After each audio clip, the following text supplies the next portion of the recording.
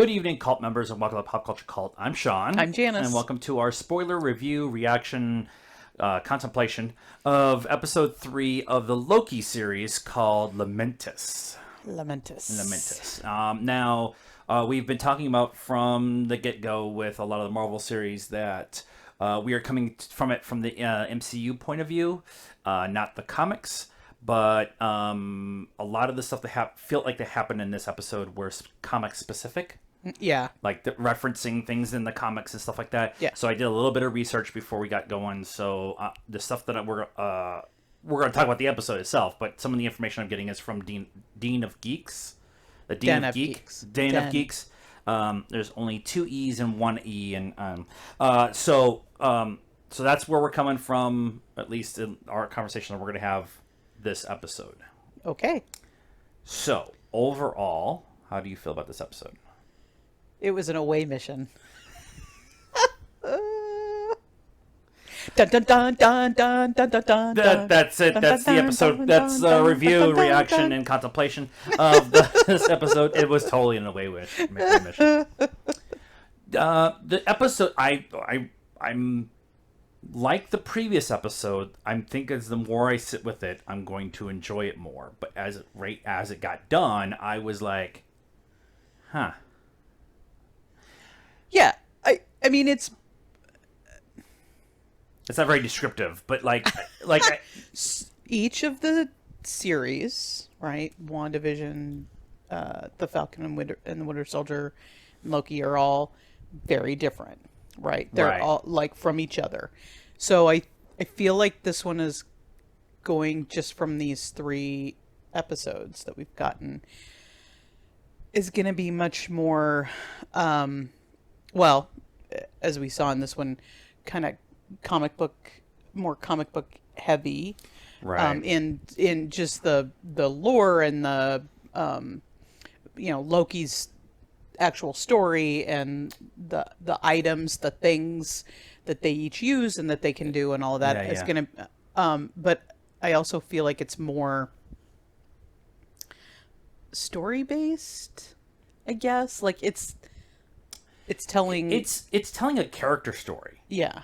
And we talked about that with the first episode, that we got this story about grief in WandaVision, and then we got this action talking about an action show talking about racism and PTSD, and now we're doing a character study on and so the more we go along, although we had a really cool action scene in this episode, that's why I'm not saying struggling. Struggling is not the right word, but I'm struggling with the idea of where we're kind of going with this story. Right. Well, and I feel like it's very different, again, thanks Marvel, from what everybody's expectations were. Yeah. That it was, I think, at least for me, I felt just from the previews and stuff that it was going to be more of a week to week, and people said this too. They kind of talked about it before the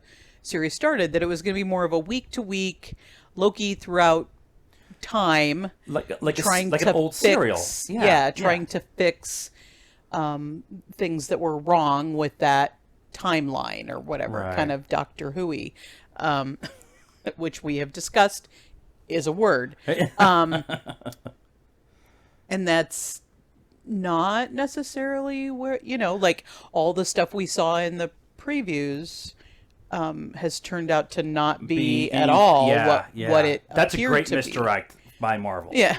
Again, thanks Marvel. But so I think that's a little bit of it, is it's just not it's not fulfilling our preconceived notions. Right. And we try to engage in the story being told and all of that. And so to step back and be that way, it was good. I liked it.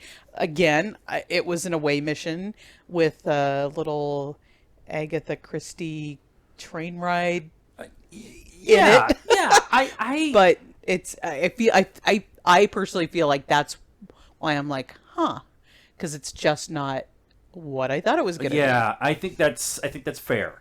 I think that's fair that we kind of got the week to week thing with WandaVision because each episode was a different TV show. Right. And so and Falcon and Winter Soldier, we knew that it was going to be one continuous story. So we knew that going in. Yeah. And we kind of got, like you were saying in the trailer, that it felt kind of the Doctor Who of the monster of the quantum week. leap kind of thing with Loki. Yeah. Yeah. So I felt that was kind of maybe, and there's some legitimacy to that conversation, that it felt like it was going to be something else, and we're not getting that. And so if we engage in the story that we're being told, it's I'm not saying it's an adjustment. It's just my brain has to rewire itself about what's being said and told and done and stuff like that. Yeah. And that was kind of why so the last episode ended with Sylvie, who Lady Loki, Right. Her throwing all these time bombs into the one true timeline, Right, and disrupting time, and then Loki following her through the gate. Well, this one, the gate is opening up at the TVA, which is not where I thought they were going. Right. And so from jump, it was like, oh, okay, Yeah. like we're gonna do she is obviously going after the timekeepers. We figured out the name, the Timekeepers. But they've been Time Lords and Time Directors and one true time, whatever. But the time, like it felt like she was going after them. right, And so when Loki shows up and stops her, and then the head of the TVA, the actual person, kind of stops the two of them, and Loki hits the button and they fall through time, and that's how we get to Lamentis. Right. Like that whole segment should have been the thing in my head that said, okay, this episode's gonna be different than what you thought it was going to be. Right. Because that little section is only like 3 or 4 minutes of the opening, including we'll talk about the songs, the song choices and stuff like that. But like it's like, oh, okay, this is gonna be a very different episode. yeah, And then you get the whole Loki and Sylvie fighting against each other and using their skills, and Loki is not a fighter. right, And so he's obviously outmatched with Sylvie. right, But the idea of he's able to manipulate her and kind of play with, like, because he can't use magic in the TVA, which comes into obvious point when she walks in and tries to enchant somebody, and it doesn't work, and then when they go to Lamentis, now everybody's got their powers, and now it's full game on and stuff. And so I really like, we kind of did this last week after we got done with the episode. My brain was still kind of like processing what was going on. Yeah. And as we talked, it was a lot more of what we were thinking about, and what was making more sense and stuff like that. Yeah, it feels like this one was, like they're moving towards the two of them going after the timekeepers, because he kept asking, can I see the timekeepers? Can I see the timekeepers? Yeah. So, but you've got to have a not character building, but a buddy building, right? They didn't trust each other at the beginning of the episode. Yeah. And at the end they do. And he's trying to use his powers his way to get things done, and she's trying to use her powers her way to get things done. And then they start realizing, like when they're trying to get on the train, that if they work together, that works a lot better. That works. That was actually a really fun scene. That is a trust building scene. That is one of those things that happens in real life where you don't really know the person you're working with, or you don't really trust them yet, or whatever it ends up being. And there's a point where you're like, I do my thing, you do your thing, and it works out really well, and we get a promotion, Yeah. And there's like, oh, okay, maybe we can work together, Yeah. and we can, like, even though I look at something differently and you look at something differently, we can actually figure it out. Yeah. And that was nice to have, especially after their fight at the TVA, and then they're bickering in the mine shaft control room, whatever. I kind of get the feeling that they'll always bicker, right? But because they're the brother and sister that the other one didn't have. Yeah. yeah. And I think it was interesting that Loki told his story, which as viewers we already knew. You know, Yeah. if you've watched all the MCU stuff, you know his story. So he told his story to her, I'm sure as like a way to maybe get her to trust him or whatever, you know, because Yeah. again, Yeah. he's the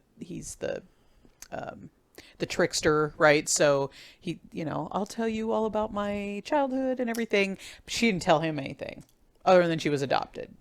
And that was In the it. train scene, yeah. In the train, it's later on that she kind of talks about how she uses her powers and how she did talk about how she taught herself.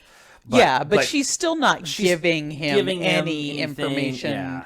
like that he could, in her eyes at least, and probably use against her later. Right, So right, she's not right. going to give him, you know, she can give him bits and pieces, but it's not enough to give any kind of backstory on who she is to him or us. Or us, right? Which is, I think, the point. Like the point is to kind of keep her mysterious and give us little nuggets as we go along, and then let us, as the audience, kind of figure it out as we go with Loki. Yeah. Like we talked about earlier.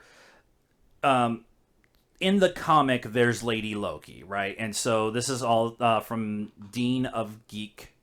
And Den. did I say Dean again? Yes. There's too many E's in there. Den of Geeks. They're saying that she's probably not Enchantress, which is a version of Sylvie in one of the versions of the comics or whatever. Okay. But she is Sylvie Lofi's daughter. Like as they showed in the credits, in the post-credit scene, that there's a variant that actually says Sylvie Lofi daughter. Okay. So Dotar. so it's actually the true lady version of Loki with kind of like Marvel does this, or MCU does this. They take little bits and pieces of different comics. And Yeah. and they Yeah, add they it in don't and stuff like that. generally give you the exact. But having her be the mysterious character is really good because right now we don't have a big bad. Right. Everybody thought Sylvie was the big bad, but she's not really the big bad. She's trying to go after whoever the big bad is, probably the Timekeepers. Yeah. But Well, that was what I said last week, that I think the Timekeepers are the big bad and probably will either they're going to have something to do with the Doctor Strange yeah, the multiverse yeah. thing, you know, because anybody who, you know, the one true timeline, it's just super creepy culty, you know, so Yeah, and yeah. why do you get to be the judge of what the one true timeline is? And they alluded to that too, that she had been in the one agent's mind, which was the very beginning, Right. The two of them, you know, having margaritas and Ravonna? Ravonna, Ravonna, Ravonna? and that she had to go back before she joined the time agency, And she said a couple hundred years. yeah, and well, but I mean time, Right, timey-wimey, right. but yeah, and the time agents all thought that, didn't know that they were from someplace because Loki had that conversation with Mobius in the first one, The last episode, yeah. So that was their bonding moment. Yeah. When they were in the cafeteria and talking about yeah, stuff. and he was kind of like, "Where did you come from?" or whatever. So, so they are definitely not on the up and up. And so who's going through time and plucking these people out, and were they maybe going to do that to Loki, right? Pluck him out and change his, wipe his memory, whatever it was that they did that made them all think that they were hatched there. She did say, like, everybody who works at the TVA is a variant. Is a variant, right? And then so, you think about it, just got the big word variant on his back. Yeah, so it's very interesting. Like that whole, you're going to have a conversation at some point in time. We're going to have that one episode where Loki and Sylvie are not going to be in actually the episode. It's going to be Mobius or the Timekeepers or a backstory episode where they're going to go back and you're going to kind of explain how we get to. Or Sylvie knows. I mean, obviously she knows more. way more, Yeah. and so maybe she's the one who finally tells him kind of what is and us what is going on. Yeah. The a couple other things that I want to talk about too. The conversation they have on the train. And him doing the magic with the fireworks, and then like ta-da-da with the paper and the pen, the quill and the pen, and the paper and the parchment. They have a conversation about him like kind of like telling the story about his mom and whatever, and that they both need to rest, and she'll rest her way because she made an comment earlier in the conversation about not being able to sleep around people she doesn't trust, and then have that kind of this trust building conversation, and then she's like, okay, we should both rest, and he's like, I'll rest my way, you rest your way, and the next scene is him having a party on the train car in his variant outfit, not the guard outfit that they snuck in with or whatever, and he's singing old Asgardian songs. No idea what they were, but in that it becomes obvious that he's drunk. Actually, or is he? He's like, I'm not drunk. I'm just full, very full, which I'm now gonna steal. I am totally gonna steal that. We just got back from Vegas. I was very full the entire time we were there. But because she's aware of her surroundings at all times, because she's always been on the run, she's able to be aware of the scene changing around them, even though he's having this party. Yeah. That people are noticing and stuff like that. Him. Yeah. And so they get kicked off the train. There's a bar fight, essentially is what it comes down to. And there's a bar fight, and we just don't have enough bar fights in the MCU. And so there was a cool bar fight, and they got thrown off the train. No Ticket, that's a second reference we've had to No Ticket, the Indiana Jones, and Indiana throws the guy in Last Crusade, and he throws the guy out of the Zeppelin, and he says no ticket, and everybody has a ticket. That was referenced in the first episode, so it was kind of cool. They have he breaks the whatever the machine is. Yeah. That is what opens the doorways, which they were trying to go to the town to get enough power to power it back up, and all blah, blah, blah, blah, blah. That was just the MacGuffin to kind of get them going. They break the MacGuffin. Now they decide, let's go to the town anyways and at least get on the ark because Lamentis is about ready to get not attacked, but blown up by its planet. It's a moon, and so they're evacuating, and they actually say that the Ark never got off the planet, and Loki says that's because we were never on it.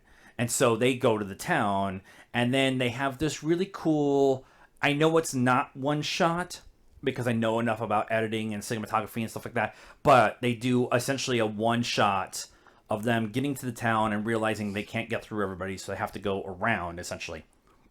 There's security guards and people and a bar fight and all that stuff, and all that's going on. But in that segment, Loki says multiple times, or at least 2 times that I can think of, how can they not get everybody on this ark? Mm-hmm. He's more worried about getting the people on the ark. Mm-hmm.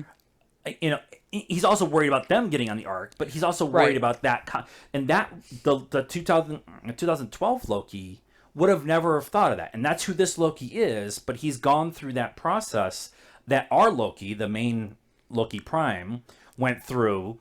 And so in a span of a few days, we've gotten the story of that we've been able to advance the story of the 2012 Loki who tried to take over New York and everything, to the Loki who sacrifices himself trying to beat Thanos. A few days for us. A few days. But again, time is weird in the TVA, on the TVA. So, he's been up there for 100 years. Who knows? Right. And then they they try to get on the Ark, and it gets hit by an asteroid, and that's why it never made it off the planet. And they had all this effort to get to the point, and then it gets blown up, and then that's how the episode ends. And I think that was part of the other reason too, was the idea that they had this immense effort to get to this thing, and then have it just get blown up, and it had nothing to do with it not getting off the planet because they weren't on it. It didn't get off the planet because it was never supposed to get off the planet. Yeah. Some points in, like, so we're still Doctor Who lines again. Some points in time are fixed no matter what happens and what you try to change. Yeah. And that might be what the kind of the TVA is kind of trying to delegate those apocalypses or whatever, but they're fixed times that they have to happen, so there's not branches and stuff like that. And that's kind of what that felt to me. And then the episode ends, and that's why there was like kind of that like what happened? Let's talk about the 2 song references, because we have to talk about the bisexual thing. So the main writer of the show, when he pitched the show, said that one of the things he had to do in this show was to officially make Loki canon bisexual in the MCU. He is in the comics, but he wanted to make it a big deal, not a big deal, but like it's part of his backstory. It's who he is. Right. And the conversation that they had about love on the train was really interesting, of Sylvie and Loki trying to have this conversation of what love is, and that they've both had people of both princes and princesses. I love that way they put it that way. And that the idea of they've never had anybody that was right for them, or understood them the right way. Well, it's never been in the MCU, and maybe because they didn't want to go there because it would piss off comic book people, but Loki has never had anyone. There's never been where he has showed interest in somebody, or even in a passing, him sitting with a girl and then she gets up and walks away, and he or a guy. I mean, they just never really never been anything, and so it's different. Right, the for love them stories to actually we've be had, talking about it. The love stories we've had in the MCU before we got to the series was the idea of WandaVision. Like, there was the groundwork was laid there, and then they had the whole thing in Infinity War where they're on their tryst together in Edinburgh. We get Thor and Jane Foster. Well, everybody. Yeah, that's true. Everybody gets somebody. At least is attached, or not really even attached, but everybody, I think, maybe Rhodey, and I feel like he's probably with Tony made some suggestion when a pretty girl walked by, or they're like, everybody has had at least a moment where they've, except Loki. He has never had anything. His love was for his mother. And himself. And himself, and then later on with his brother. But it was cool that they just, the way they addressed it was this is part of my past. And it wasn't like fireworks, although there was a fireworks in that scene, but it wasn't like fireworks. So like, how cool we are. No, that's how it should be. Yeah, exactly. So it was nice that they finally like just came out and just did that. So the opening credits, the Marvel credit, started with the song "Demons" by Hayley Kiyoko.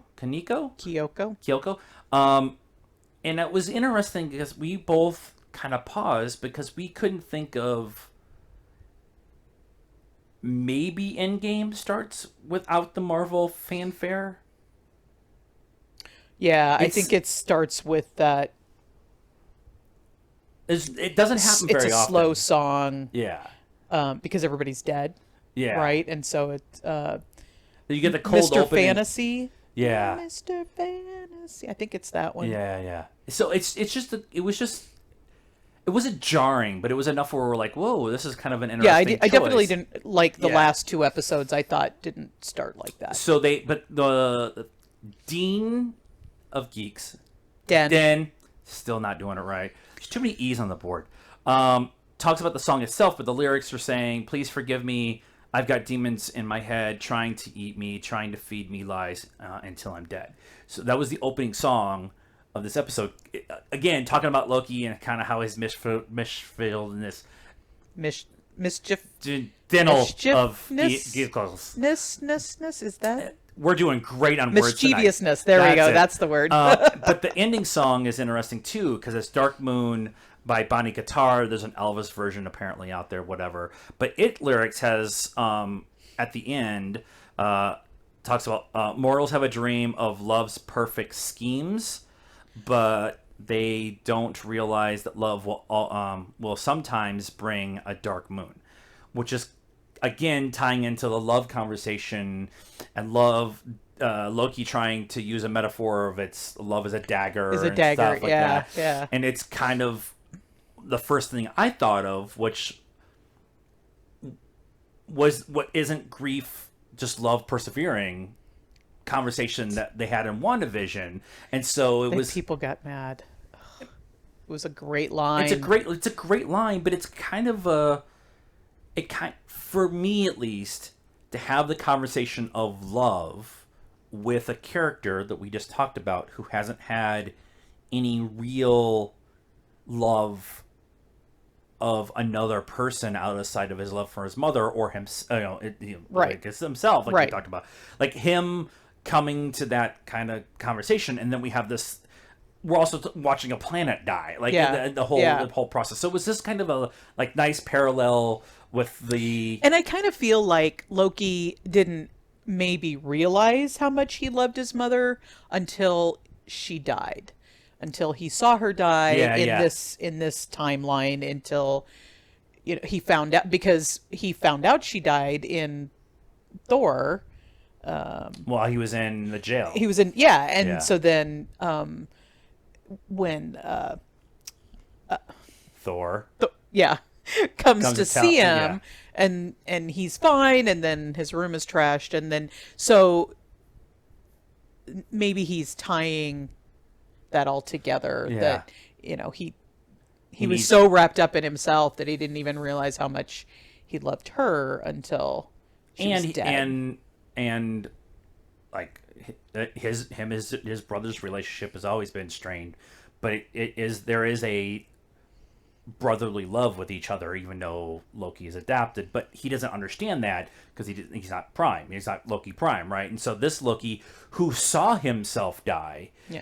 and saw his brother's acceptance of him, Right. He doesn't have that love yet, Yeah, And but I'm just saying, for him, Yeah. like love and death are all tied this- up together, yeah, and so right it's, now. So it was just like that's what I grabbed out of this episode. Yeah, there was, the TVA is stealing variants and making them work for the TVA, and they can't get off this planet, and there's all this stuff. But there's just this underlying conversation of love that kind of kept coming up throughout the entire episode that I just thought was really cool. And again, like we did last week, as we work our way through the conversation of what we just saw, I'm finding that I liked what they did in this episode a lot more than when we started this conversation 25 minutes ago. And so I just really appreciate that we can do this, so where we can sit here and kind of work through our emotions and feelings and reactions to everything, but also that the MCU specifically is laying out stuff to make us think. Yeah. WandaVision made us think. Yep. Falcon, okay, Captain America and the White Wolf, I'm going to keep calling it that until I'm told differently. It made us think about like social injustice and PTSD and stuff like that. Yep. And this one is self-love, self-acceptance. Oh yeah, by the way, we're messing with time. And so I just thought that was cool. Was there anything else? Nope, there's some changes in the end credits, and we'll go watch I just want to look. That's not up yet. So New Rock Stars and see if you they have do, spoilers, if is they that talk something? about it. I didn't really get the connection for the new stuff, but there was new stuff, like there was a phone and there was pictures of Sylvie, and yeah, there was just some different things. So we'll see if they talk about it. It's What the connection I is. just I like what was going on with WandaVision and what kind of ended up happening with Captain America and White Wolf. Like every time the end credits happen, there's more and more information that we learn from it, even if it doesn't change, because we have new information from the Right. show. Yeah. And then that's just a great way for the MCU. Really like their end Marvel. credits. Right. Well, and now you're forced. It's like the post credit scene. You're forced Right. to watch the entire. That's way. what I'm saying. Yeah, yeah, They yeah. like their end credits. And they like do. to They do. put stuff out there. We should put it in credit in this one. Let us know what you thought of this reaction review contemplation of episode 3 of the Loki series called Lamentis. And let us know in the comments down below. Be nice, please. We need Dean of Geek. Dean of Geek. Den of Geek. Den of Galactus. Gleeking all over the Nailed place. it. Please be nice. Like this video, subscribe to the channel, hit the bell for notifications. Follow us on all the social media stuff, Facebook, Instagram, and TikTok. Twitter, I think, too, sometimes. And I just, until next time, I need help. Good afternoon, good evening, and good night, cult members.